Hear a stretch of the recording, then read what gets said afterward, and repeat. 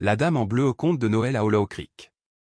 On disait qu'une femme vêtue de bleu avait traversé la neige, cette nuit de Noël, frappant aux portes que plus personne n'osait approcher. Elle ne demandait ni abri ni chaleur. Elle venait offrir autre chose, quelque chose d'invisible et pourtant brûlant, l'espérance à ceux qui avaient oublié jusqu'à son nom. Les habitants de Hollow Creek n'attendaient plus de miracles depuis longtemps. Blottie au cœur des monts Appalaches, en Virginie occidentale, la vallée était pauvre, glacée, oubliée. Les anciennes mines de charbon, béantes comme des plaies jamais refermées, gisaient dans la brume, et les hommes qui les avaient creusées étaient morts, partis, ou enterrés sous la poussière noire des collines. Noël approchait, mais rien n'avait le goût ni la lumière de Noël. La moitié des maisons restaient plongées dans l'ombre. L'église du village avait fermé 3 hivers plus tôt, lorsque le toit s'était effondré. Le vieux prêtre était parti sans retour. Depuis, ceux qui priaient encore le faisaient seuls, à voix basse, dans le noir, murmurant à un Dieu dont ils doutaient qu'il écoute encore. Au milieu de cette vallée figée, la petite cabane des Miller résistait à peine au vent. Sur le porche, une ampoule tremblotait, perdue dans la tempête. À l'intérieur, Ellie, 7 ans, regardait la neige tomber derrière la vitre, serrant contre lui une couverture râpée. Malade depuis des semaines, il toussait jusqu'à l'épuisement. Sa mère, Grace, luttait pour maintenir un peu de feu dans l'âtre. Plus d'argent, plus de remèdes, et la clinique la plus proche à 2 villages de là. Cette nuit-là, Grace prononça une prière, non pas avec des mots, mais avec ce souffle éteint de ceux qui ne savent plus croire.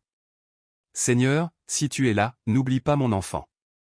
Pas ce soir. » Dehors, le vent hurlait dans les arbres, comme un cœur d'âme perdue. Puis soudain, le silence. Ellie cessa de tousser. Il posa sa petite main contre la vitre et murmura. « Maman, il y a quelqu'un dehors. » Grace leva les yeux. Sous la neige épaisse, une silhouette s'approchait lentement.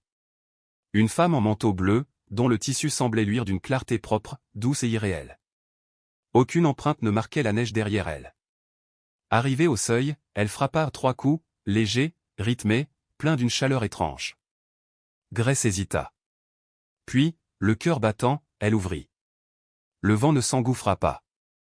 Au contraire, une lumière tiède enveloppa la pièce. La femme souriait.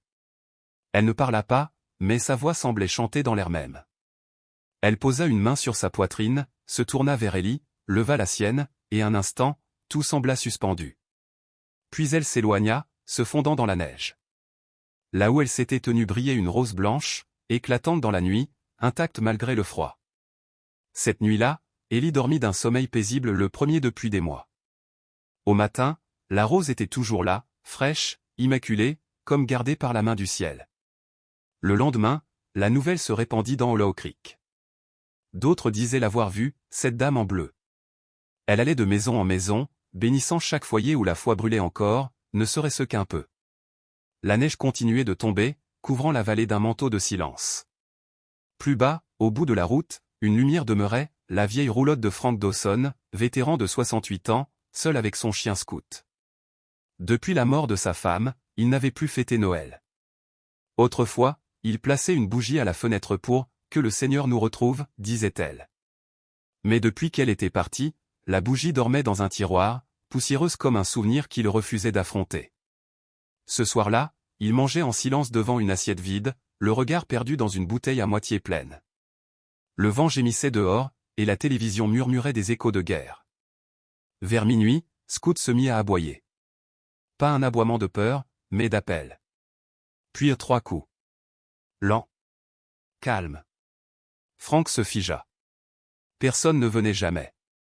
Pas à cette heure, pas par ce froid. Il ouvrit la porte. Elle était là. Une femme en bleu, debout dans la neige. La même lumière douce que la lune, mais plus vivante, plus proche du matin. Ses yeux traversaient tout, les années de colère, les regrets, la solitude. « Vous êtes perdue, madame » balbutia-t-il. Elle ne répondit pas. Elle regarda simplement la fenêtre vide, celle où jadis brillait la bougie. Puis elle sourit, et désigna l'endroit du bout des doigts. Frank comprit. Il alla chercher la bougie. Quand il l'alluma, la flamme vacilla, puis prit force. Un calme profond emplit la roulotte. Il se retourna, la femme avait disparu. Mais l'air avait changé. Il y régnait une tiédeur nouvelle, comme si le printemps venait d'ouvrir la porte de l'hiver.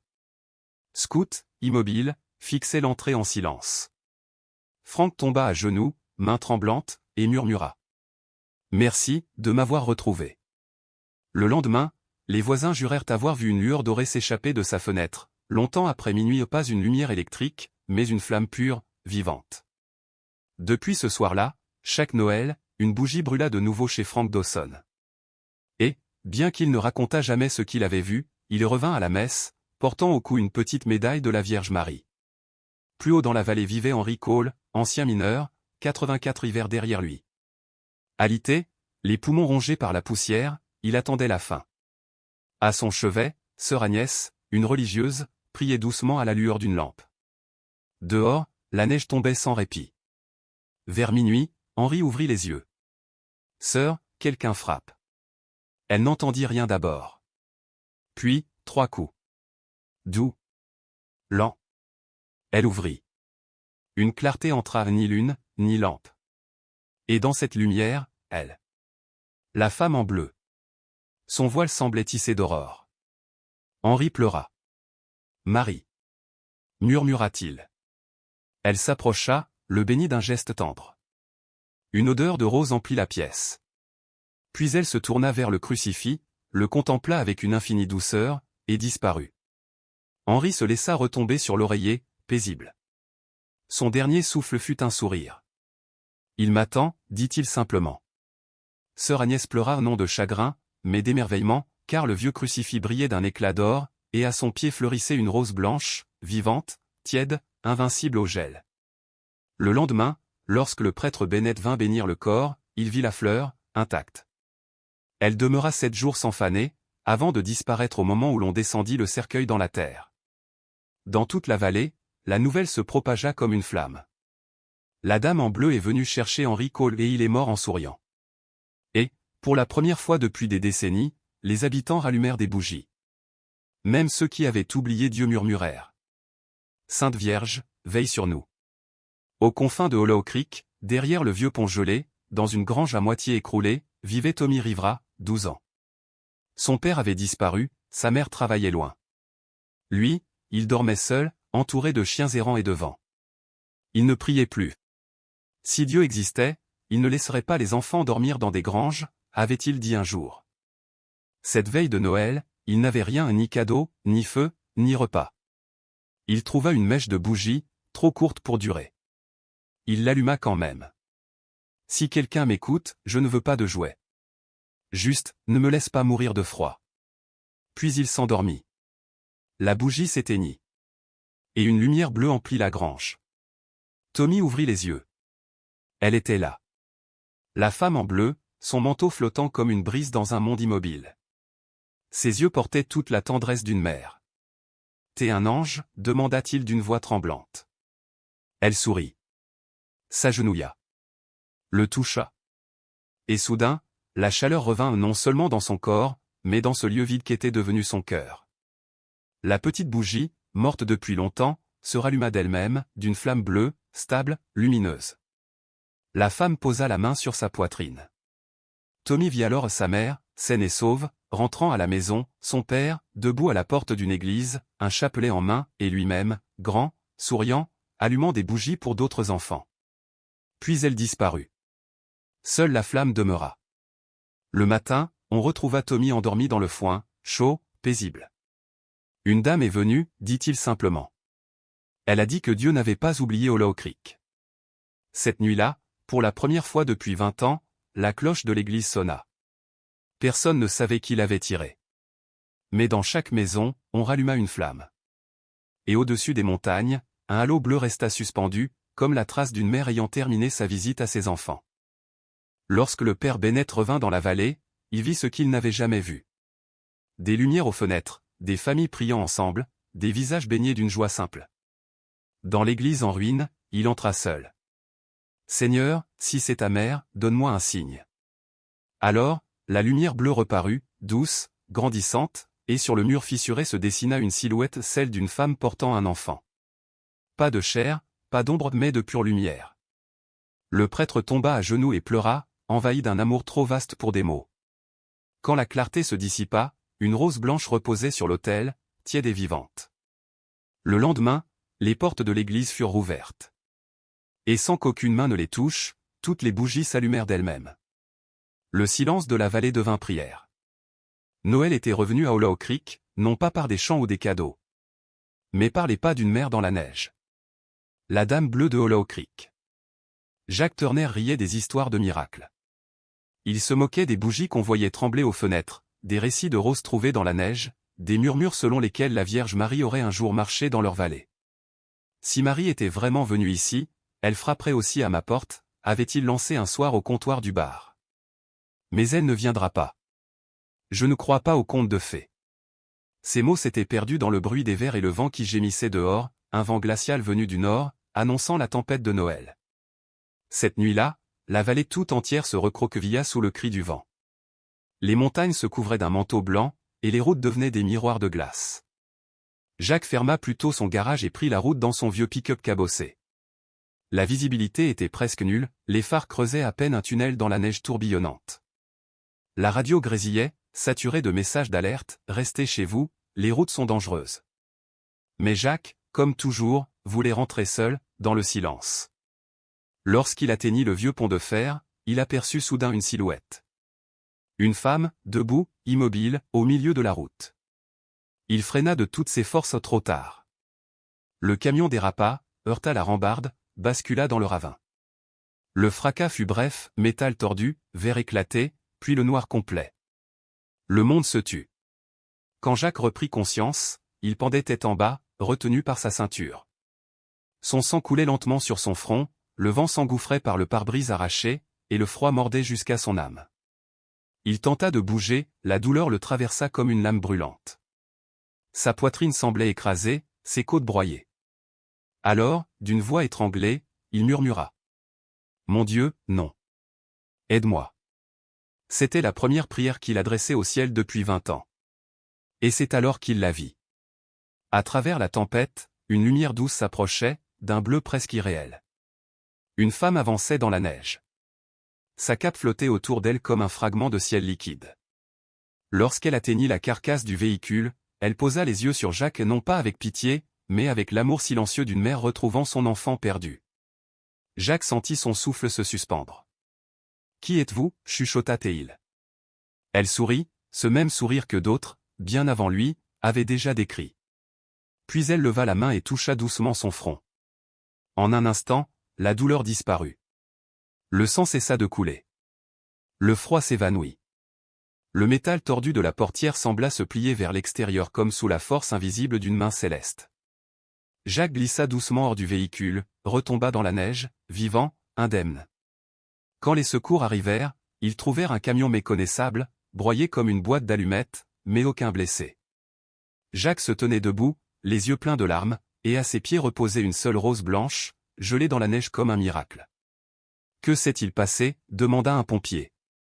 Jack répondit simplement, d'une voix basse. « Une dame est venue. Je ne croyais pas en elle, mais elle est venue quand même. » Cette nuit-là, pieds nus dans la neige, sans manteau, il marcha jusqu'à l'église Sainte-Agnès. Il poussa la porte, s'avança vers l'autel, tomba agenouillé, les larmes aux yeux, murmura. « Je me suis moqué de toi, et pourtant tu es venue pour moi. Sainte Mère, merci. » À partir de ce jour, Jack Turner ne manqua plus jamais une messe de Noël. C'est lui qui, chaque année, tira la corde de la cloche pour que toute la vallée se souvienne du soir où la Vierge avait marché parmi eux. Quand la tempête s'apaisa, Hollow Creek s'éveilla dans un silence de cristal. Les arbres ployaient sous le poids de la neige, la rivière était figée, et le soleil perçait enfin les nuages, bénissant la vallée d'une lumière dorée. Pour la première fois depuis des décennies, les habitants ne se sentirent plus oubliés.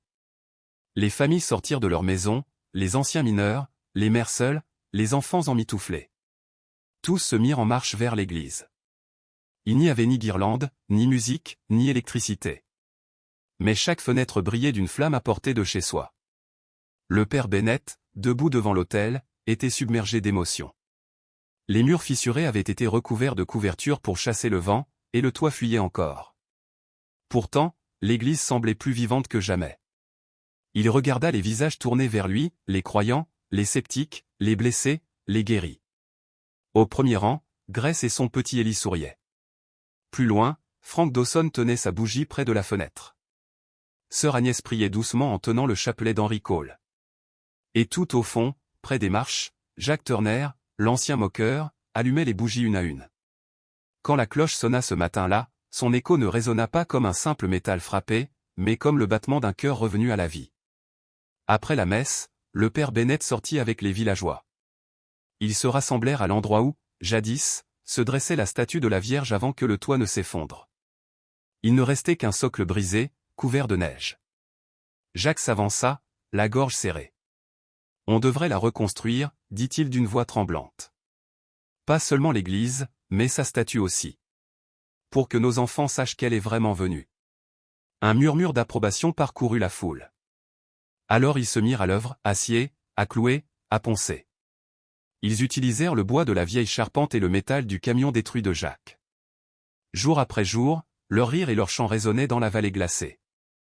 Et, lorsque tout fut achevé, ils dévoilèrent la statue le jour de la fête de l'Annonciation. Elle n'était pas parfaite, le bois rugueux, la peinture inégale, mais elle était belle.